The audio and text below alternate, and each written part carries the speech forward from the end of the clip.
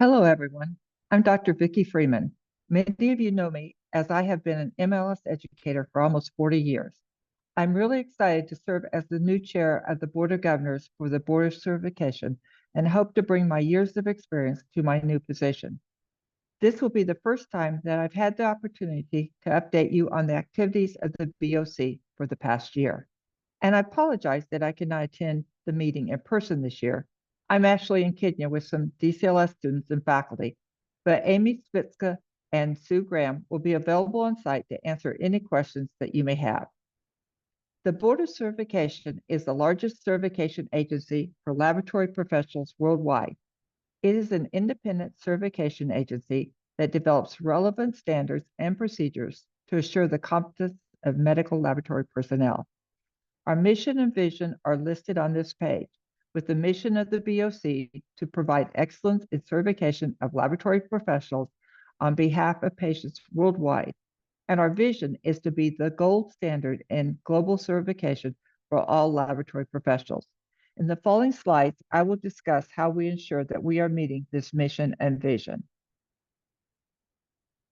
As some background information, the BOC was formed in 2009 by the merger of the two major U.S. credentialing agencies, the ASCP Board of Registry and the National Credentialing Agency, the NCA.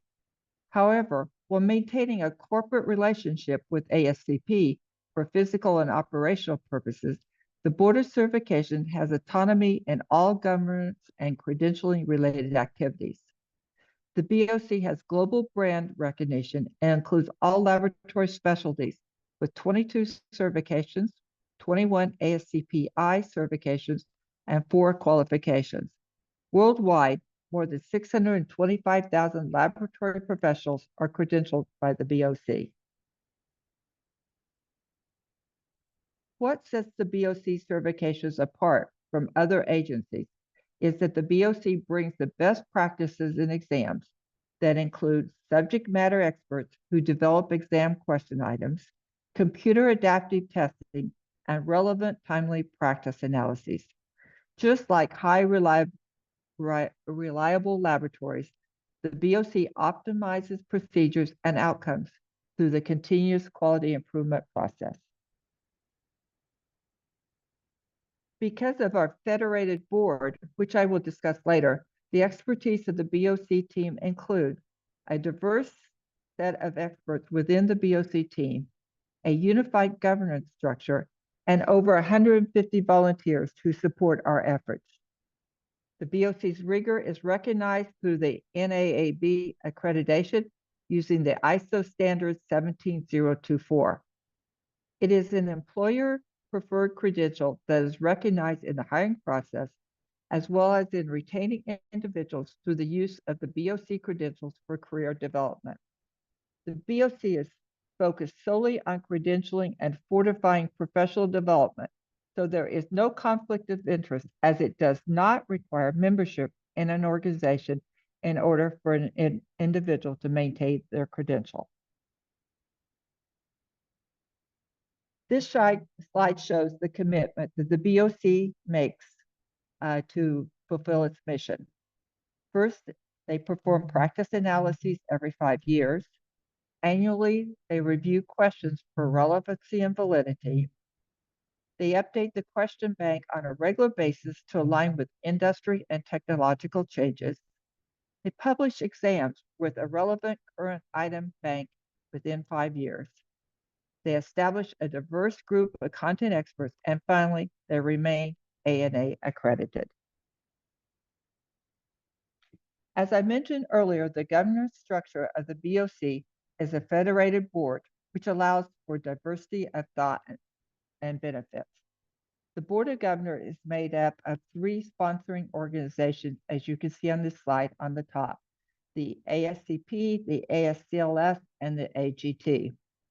Additionally, it includes 2 collaborating societies, the ADLM and ASH, and 5 participating societies, the AABB, Path Assistance, ASC, ASM, and NSH.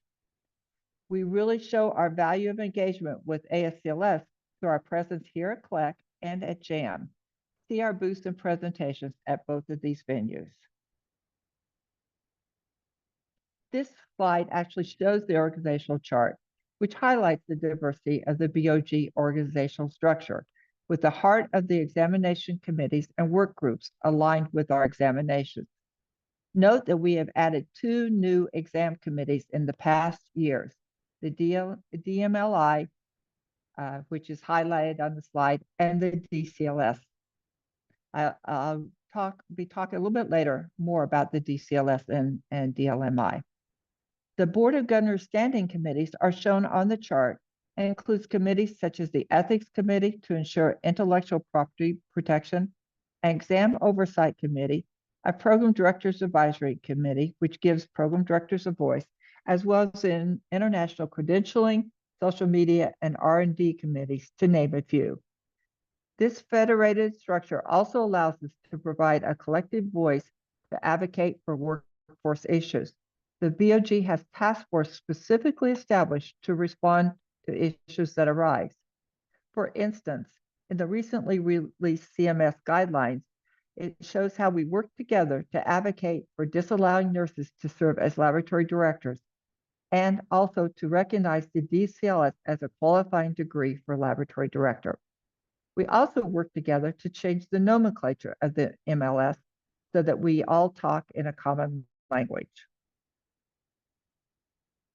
This is a picture of the 2023-2024 Board of Governors. As you can see, we have a wide variety of individuals who are serving on this Board of Governors. The BOC team is led by our wonderful Executive Director, Amy Spitzka, and they ensure that the BOC operations are carried out in an efficient, effective manner. A big round of thanks goes to the directors, Julie Mueller, Diana Boris, and Kristen Blank, who are dedicated to the BOC and provide wonderful service to program directors and certificates as leaders along with Amy in the BOC daily activities. In total, the BOC has 27 team members that support credentialing activities. And now, something that you all are waiting for, the exam statistics for 2023.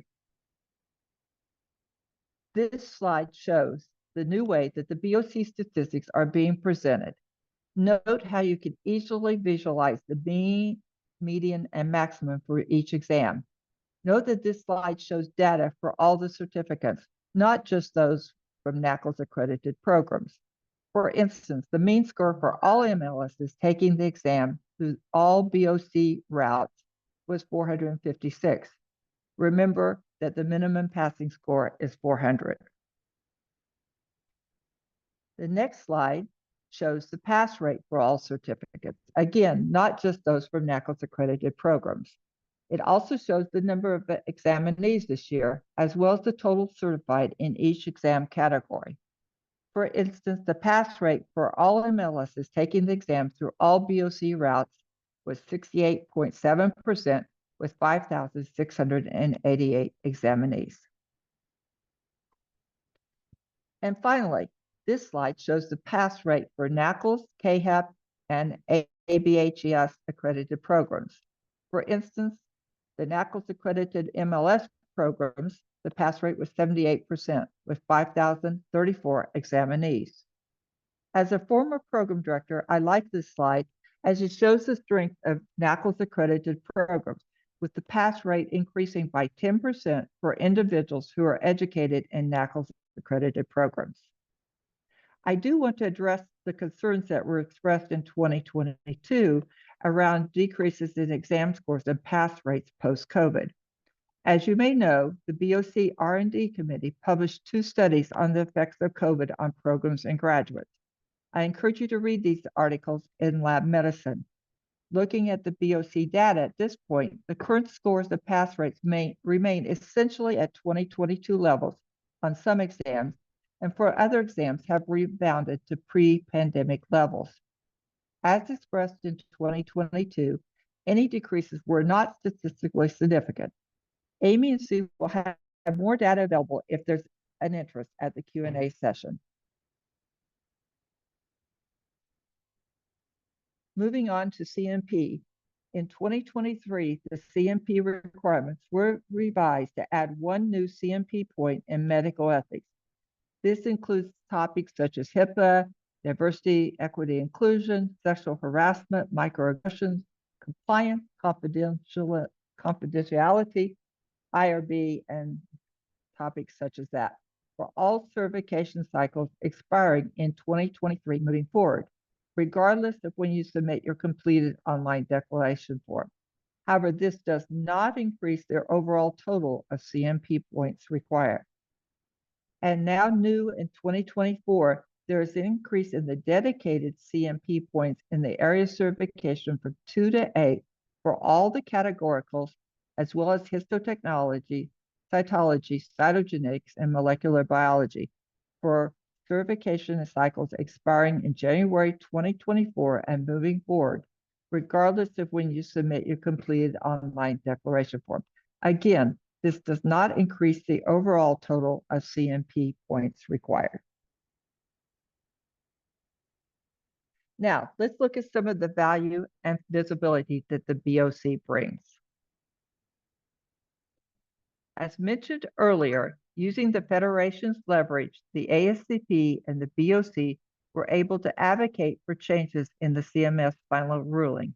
In addition to the ASCP, BOC's huge win in the nursing degree policy, CMS adopted several other ASCP, BOC recommendations, including the establishment of a degree equivalency requirement, eliminating physical science as a recognized degree for high complexity testing, clarifying training and experience requirements, updating the CLEA high complexity personnel requirements for individuals completing a medical laboratory training program, and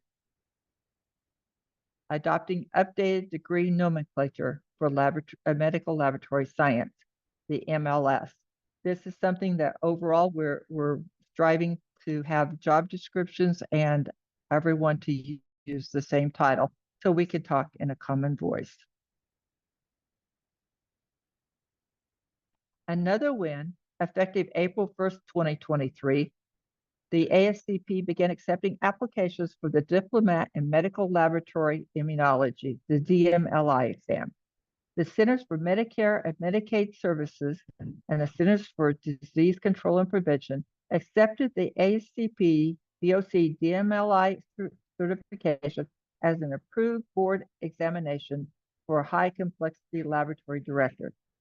This approval is inclusive of all individuals that pass the DMLI ASCP exam. This recognition by CMS and CDC is a significant milestone for medical laboratory immunologists and a testament to the unwavering efforts of the ASCP BOC team in serving patients with excellence. This really opened dialogue and credibility with CMS and other partners. We hope that this win will move forward as we develop the DCLS examination, and that the certification will also be recognized by CMS in the future. Speaking of the DCLS, I'm excited to announce that a DCLS examination committee is in the process of being formed. To me, this is especially exciting as I have worked for many years on the establishment of the DCLS as a new level of practice in MLS. This slide shows the steps over the last year that lead to the establishment of this new exam committee. Also, as I mentioned earlier, very exciting that CMS, in its final rule, recognized the DCLS as a qualifying degree for laboratory director. Once we have a DCLS certification, individuals will be able to serve in this capacity. We are currently recruiting volunteers for this committee, so look for more information to come in the upcoming year. And if you are interested on serving in the committee, please go to the BOC website and volunteer, or see Amy and Sue at the BOC booth here at CLEC. Also, I want to remind program directors that the BOC has resources available for you to help support you in your educational programs. This slide lists some of those resources. If you're not already part of the Program Directors Facebook group, please stop by the BOC booth for more information. If you have any questions about these resources, feel free to ask more about them at the Q&A session.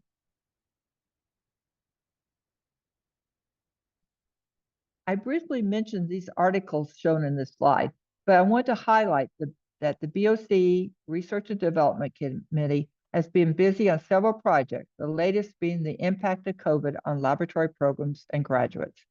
Please take an opportunity to view these articles in Laboratory Medicine, as well as the poster presentation presented by Teresa Nader at this meeting.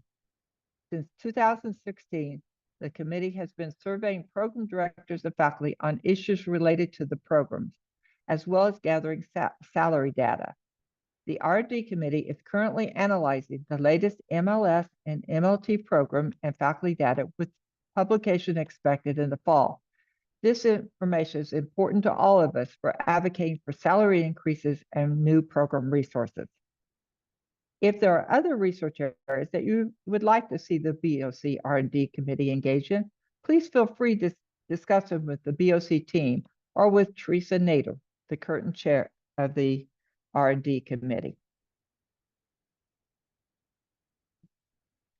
Not only has the R&D been working on posters and presentations, but since October 2022, the ASCP BOC has presented or has been invited to present academic posters and other academic work at the 2022 IFBLS World Congress, at the ADLM 2023 Annual Scientific Meeting, at the ASCP 2023 Annual Meeting, and the International Forum on Quality and Safety in Healthcare, Melbourne 2023.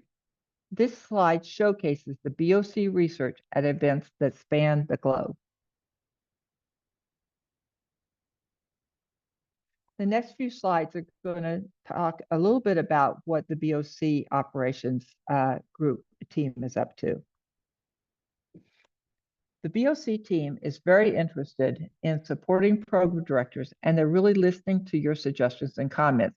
Listed on this slide are some comments that have come forward and are being looked at and worked on by the BOC team. Feel free to ask about these or other areas at the Q&A session later in this meeting.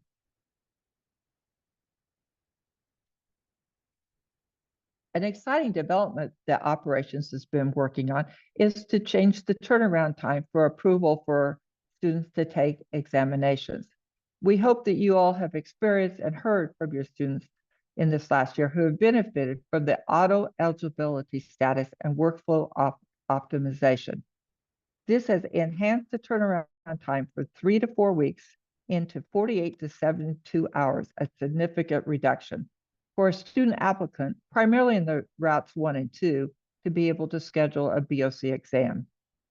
Auto eligibility has been recognized as a significant advancement for laboratory professional students and program directors. This new workflow option was effective February 2023, where all paid applications from a student completing an accredited laboratory program have been made auto-eligible. Now, within 24 to 48 hours of a paid application being submitted, the program director can verify program completion. As of January 15, 2024, 7,577 applicants have benefited from this new workflow process. In turn, this really helps the BOC evaluators because now they can focus on reviewing and processing other applicants' documentation for other credential exam routes more effectively.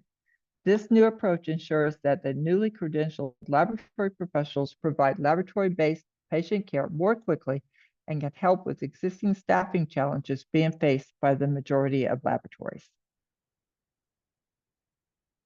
Another change is how the BOC is working with the data collected. We're moving forward into an area of data-driven decision-making and to plan to make this available to program directors in the near future as well. Stay tuned for more information on how data will be presented and be available for you all. As you can see, there are many moving parts within the BOC. The data-driven decision-making will really enhance operations and should benefit everyone. These are really exciting times at the BOC. Finally, I want to thank all the program directors who support the BOC. We look forward to a continued positive relationship with you. There will be additional information shared during the Q&A session on site and virtually on Thursday, February the 22nd at 3:15 local time. Please plan to attend. I look forward to seeing you all next year at the CLEC meeting. Hopefully I'll be able to attend that meeting.